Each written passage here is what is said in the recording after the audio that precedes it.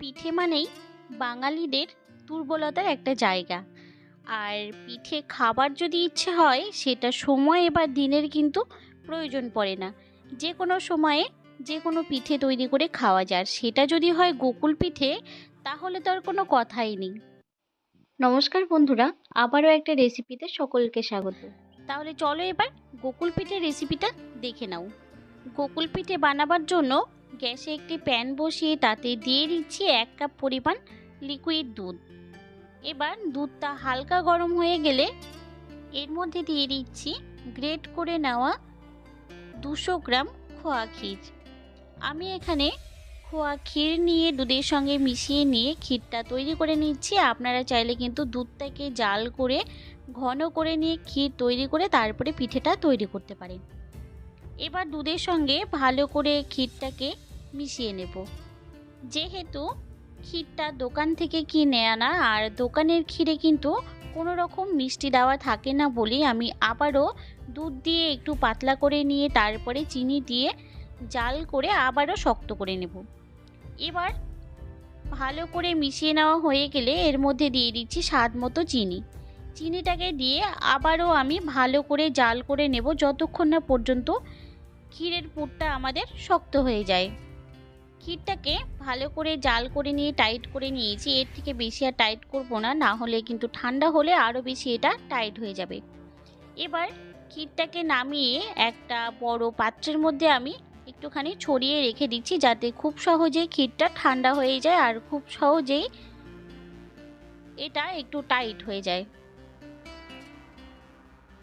ক্ষীরটা ঠান্ডা হতে হতে ততক্ষণে আমি চিনির রসটা তৈরি করে নিচ্ছি।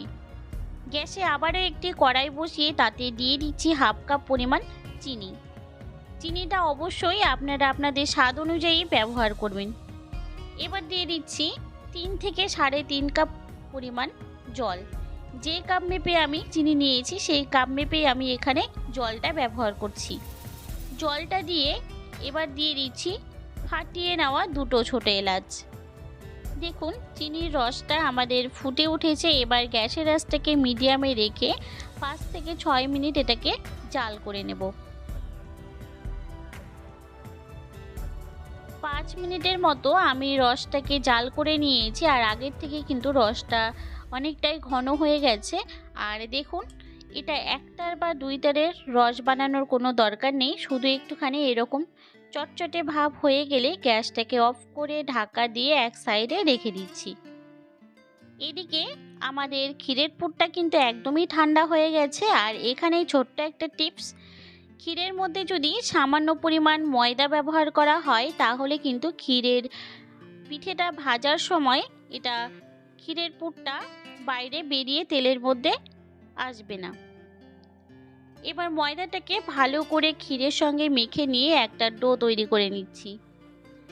দেখুন আমাদের ডোটা তৈরি করে নেওয়া হয়ে গেছে। এবার এখান থেকে একটু একটু করে নিয়ে হাতের মধ্যে গোল করে নিয়ে তারপরে একটু চাপ দিলে এটা চ্যাপ্টা হয়ে যাবে। রেডি হয়ে গেল আমাদের ক্ষীরের তক্তি বা ক্ষীরের সন্দেশ। এইভাবে আমি সবগুলোকে তৈরি করে নেব। আবারও একটা তক্তি আমি আপনাদেরকে তৈরি করে দেখিয়ে দিচ্ছি, খুব সহজেই এটা কিন্তু তৈরি হয়ে যায়। ক্ষীরের তক্তিগুলো তৈরি করে নেওয়া হয়ে গেছে। এবার এটাকে এক সাইডে রেখে দিয়ে একটা ব্যাটার তৈরি করে নিচ্ছি। একটা মিক্সি বোলের মধ্যে নিয়ে নিচ্ছি 3 টেবিল চামচ পরিমাণ ময়দা, আর নিয়ে নিচ্ছি 1 টেবিল চামচ পরিমাণ গমের আটা। ব্যাটারের মধ্যে যদি গমের আটাটা দেওয়া হয় তাহলে পিঠেটা কিন্তু খুব সুন্দর নরম হয়। আর দিয়ে দিচ্ছি স্বাদ মতো লবণ। যারা মিষ্টির মধ্যে লবণ খেতে পছন্দ করেন না তারা এটাকে স্কিপ করে যাবেন, তবে মিষ্টির মধ্যে একটুখানি লবণ দিলে টেস্টটা কিন্তু ব্যালেন্স হয়। এবার অল্প অল্প জল দিয়ে ব্যাটারটা তৈরি করে নেব, তবে আমি সম্পূর্ণ জল দিয়ে ব্যাটারটা তৈরি করে নিচ্ছি না। এখানে দিয়ে দিচ্ছি 1/2 কাপ পরিমাণ জল, আর দিয়ে দেব 1 কাপ পরিমাণ দুধ। জলটা দিয়ে আমি অর্ধেকটা ব্যাটার তৈরি করে নিয়েছি। এবার 1 কাপ দুধ দিয়ে ভালো করে পাতলা করে ব্যাটারটা তৈরি করে নিচ্ছি। খুব বেশি একদম জল জলে ব্যাটার তৈরি করব না, একটু যেন থিকনেস থাকে সেই রকম করে ব্যাটারটা তৈরি করে নেব। আমাদের ব্যাটারটা তৈরি করে নেওয়া হয়ে গেছে। চামচে করে একটুখানি উঠিয়ে আপনাদেরকে দেখিয়ে দিচ্ছি ব্যাটারের থিকনেসটা ঠিক এরকম থাকবে। এর থেকে বেশি ঘন বা এর থেকে বেশি পাতলা যেন না হয়।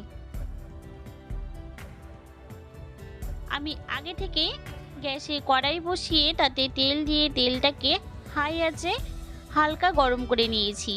এবার একটা করে ক্ষীরের সন্দেশ বা তক্তি ব্যাটারের মধ্যে এইভাবে চুবিয়ে নিয়ে এক্সট্রা যে ময়দার ব্যাটারটা যেন না লেগে থাকে একটুখানি ঝরিয়ে নিয়ে তারপরে তেলের মধ্যে দিয়ে দেব। এইভাবে করে প্রত্যেকটা ক্ষীরের সন্দেশ বা তক্তি আমি ব্যাটারের মধ্যে চুবিয়ে তারপরে তেলে দিয়ে ভালো করে ভেজে নেব। খুব বেশি লালচে করে ভেজে নেব না, যাতে ব্যাটারটা যেন কাঁচা না থেকে যায় সেই হিসেব মতো এটা ভেজে নেব।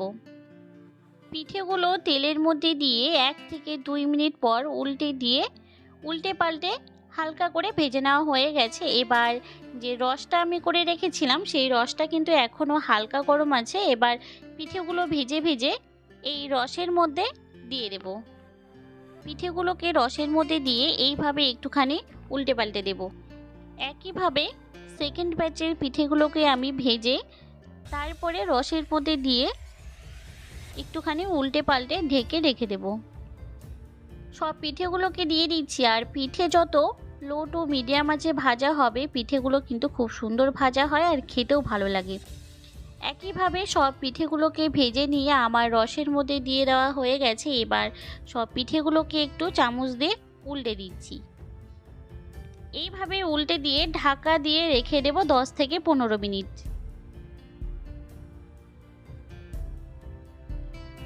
15 মিনিট পর একটা পাত্রের মধ্যে সার্ভ করে আপনাদেরকে দেখিয়ে দিচ্ছি পিঠেগুলো কতটা রসালো হয়েছে। পিঠেগুলো দেখতে যত সুন্দর হয়েছে খেতে কিন্তু তার থেকেও অনেক বেশি টেস্টি হয়েছে।